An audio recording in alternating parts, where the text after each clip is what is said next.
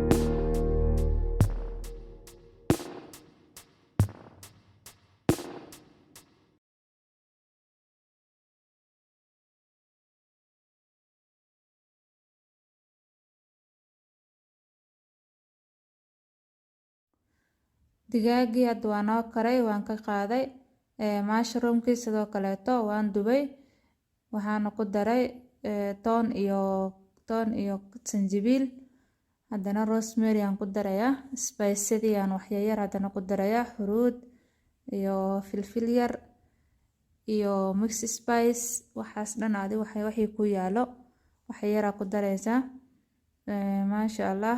maxaa kala noo hari doona creamkii intaasaan isku karina kadibna digaagan ku soo celin doona.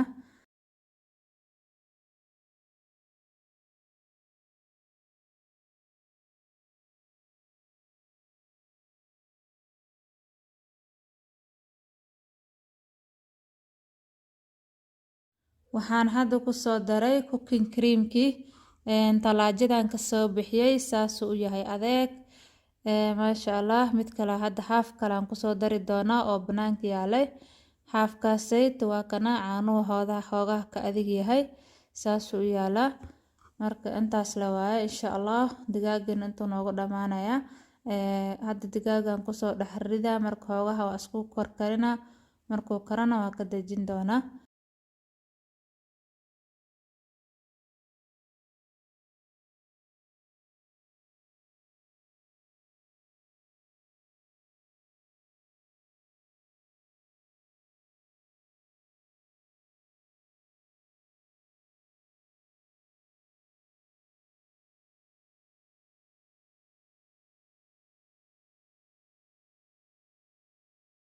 waa kana saanu diyaar ku yahay haddana waa ka dejinaynaa waxba ma u harin saasuu okay ku yahay maasha Allah. macaankiisi caraftiisi maasha Allah ma laga sheekeyn karo. I hope waxaan rajeynaa inaad barogeysiin oo karisiin insha Allah. haddana kabsar caleen aan kor ugu soo daddaadina sharaxaad camal la waaye caraf yaraan ka rabnaa intaas la waaye.